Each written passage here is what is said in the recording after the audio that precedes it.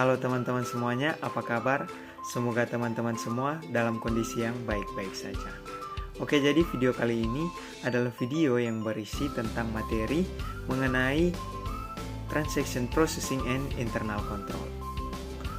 Nah, video kali ini dibuat dalam rangka pemenuhan tugas dari tugas mata kuliah Sistem Informasi Akuntansi. Oke, sebelum kita masuk ke dalam materi, izinkan kami kelompok 17 untuk memperkenalkan diri kami. Perkenalkan, nama saya Gregorius Alden Sundalangi dengan NIM 210611040162.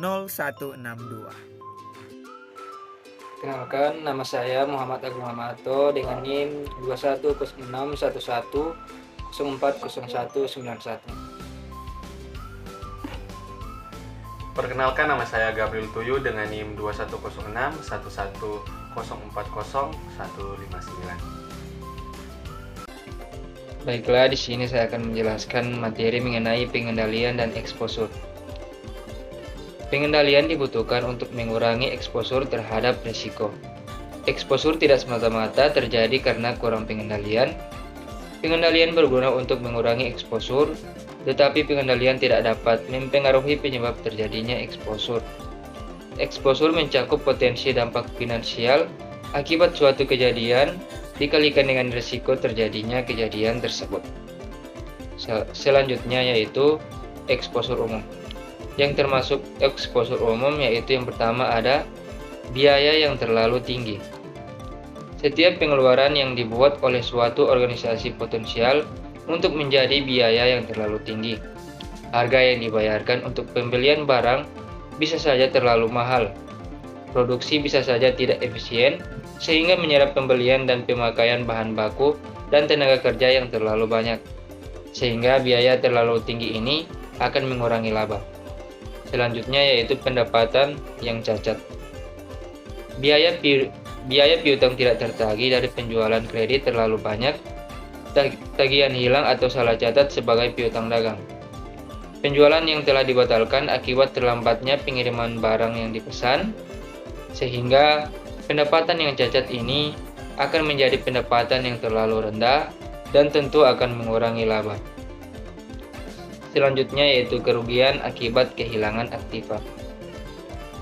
Aktiva dapat hilang akibat pencurian, tindakan kekerasan, atau bencana alam.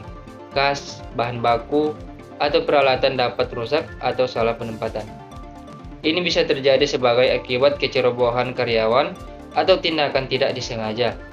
Setiap organisasi harus menjaga setiap aktiva yang dimiliki yang memiliki peluang untuk hilang. Selanjutnya yaitu akuntansi yang tidak akurat. Kebijakan dan prosedur akuntansi dan dapat salah, tidak tepat, atau secara signifikan berbeda dari yang diterima umum. Kesalahan ini dapat mencakup kesalahan penilaian transaksi, kesalahan waktu pencatatan transaksi, atau kesalahan klasifikasi transaksi. Dampak kesalahan dapat berakibat pada informasi yang tidak akurat guna pengambilan keputusan. Selanjutnya yaitu interupsi bisnis. Interupsi bisnis bisa mencakup penghentian sementara suatu operasi bisnis, penghentian permanen atas operasi suatu bisnis, atau penutupan usaha. Yang selanjutnya ada sanksi hukum. Sanksi hukum mencakup denda yang dikenakan oleh pengadilan atau badan legal yang memiliki wewenang atas organisasi dan operasi perusahaan. Penghentian kegiatan bisnis bisa saja terjadi sebagai hukuman dari lembaga pemerintah jika perusahaan melakukan perbuatan yang melanggar hukum. Selanjutnya yaitu ketidakmampuan untuk bersaing. Ketidakmampuan ini dapat terjadi sebagai akibat kombinasi berbagai exposure yang telah dibahas dan bisa juga sebagai akibat ketidakefektifan keputusan manajer. Selanjutnya yaitu kecurangan dan pencurian. Kecurangan merupakan kesengajaan untuk memutarbalikkan kebenaran dengan tujuan untuk mempengaruhi pihak lain untuk menyerahkan sesuatu yang berharga. Kecurangan dan pencurian dapat dilakukan pihak eksternal maupun internal. Saat ini saya akan membahas tentang kecurangan dan kejahatan kerah putih. Ada 3 bentuk kejahatan kerah putih. Yang pertama adalah karyawan mencuri harta kekayaan perusahaan untuk kepentingan pribadi. Dan kedua ada harta kekayaan perusahaan oleh karyawan yang berkolusi dengan pihak luar.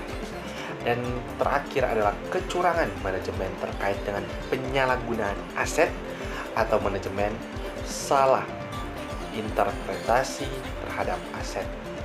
Dan juga saya akan membahas tentang promosesan komputer dan exposure. Sebagian aspek dari promosesan komputer meningkatkan resiko atau potensi kerugian dalam organisasi. Tidak peduli apakah promosesan komputer digunakan di perusahaan atau tidak, aspek lain promosesan komputer memicu lahirnya suatu exposure baru. Aktiva promosesan data peralatan mainframe komputer merupakan aktiva yang cukup mahal dan membutuhkan lingkukan khusus untuk memastikan mainframe tersebut dapat beroperasi secara efisien. Akses yang terbatas harus menjadi pertimbangan utama. Pintu akses masuk ke lokasi sistem komputer memiliki sedikit saja. Cara untuk membatasi akses ke lokasi komputer bisa dilakukan dengan cara lain. Pintu yang terkunci dengan program tertentu menjaga keamanan dan CCTV. Dan juga ada tujuan pengendalian dan siklus transaksi. Pengendalian berguna untuk mengurangi exposure. Analisis exposure dalam suatu organisasi sering berhubungan dengan konsep siklus transaksi, dan ada 4 siklus transaksi bisnis, yaitu yang pertama siklus pendapatan. Kejadian terjadi dengan distribusi barang dan jasa ke entitas lain dan penagihan atas pembayaran yang terkait dengan distribusi barang dan jasa. Yang kedua adalah siklus pengeluaran. Kejadian yang terkait dengan akuisisi barang dan jasa dari entitas lain dan pelunasan kewajiban terkait dengan akuisisi tersebut. Dan ketiga adalah siklus produksi. Kejadian juga yang terjadi dengan transformasi bahan baku menjadi barang dan jasa. Dan terakhir adalah siklus keuangan. Kejadian yang terkait dengan akuisisi dan pengolahan dana dan modal termasuk kas. Nah, selanjutnya internal control. Nah, pengertian internal control itu menurut para ahli merupakan prosedur-prosedur atau proses-proses yang digunakan perusahaan untuk melindungi aset perusahaan serta memastikan kepatuhan pada hukum dan peraturan yang berlaku. Nah, sistem informasi akuntansi sebagai sistem yang terbuka tidak bisa dijamin sebagai suatu sistem yang bebas dari kesalahan maupun kecurangan. Pengendalian intern yang baik merupakan cara bagi suatu sistem untuk melindungi diri dari tindakan-tindakan yang merugikan. Nah, dalam arti sempit, pengendalian intern itu hanya dibatasi pada kegiatan pengecekan, penjumlahan, baik penjumlahan mendatar maupun penjumlahan menurun. Nah, selanjutnya, tujuan dari pengendalian internal ini adalah menyediakan keyakinan yang memadai bahwa yang pertama ada aset telah dilindungi dan digunakan untuk keperluan bisnis. Yang kedua, informasi bisnis akurat.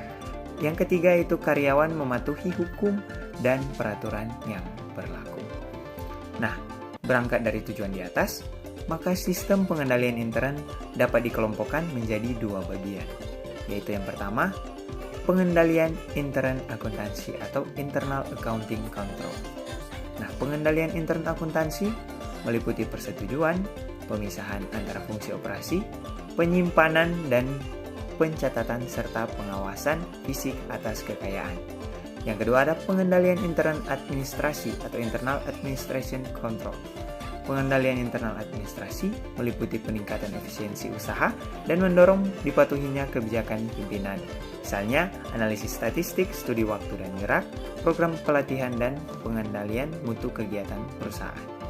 Nah, pihak-pihak yang bertanggung jawab terhadap sistem pengendalian intern atau internal control ini, nah semua pihak itu di dalam perusahaan bertanggung jawab terhadap pelaksanaan sistem pengendalian internal. Nah, secara struktural, pihak-pihak yang bertanggung jawab dan terlibat langsung dalam perencanaan dan pengawasan sistem pengendalian internal ini meliputi yang pertama itu ada Chief Executive Officer atau CEO. Yang kedua ada Chief Financial Officer atau CFO, Controller, ada Internal Audit Committee. Selanjutnya, unsur-unsur pengendalian intern menurut para ahli yang perlu dirancang atau diterapkan oleh manajemen perusahaan, yaitu yang pertama ada lingkungan pengendalian, ada penilaian risiko, ada prosedur pengendalian, ada pengawasan, dan yang terakhir ada informasi dan komunikasi.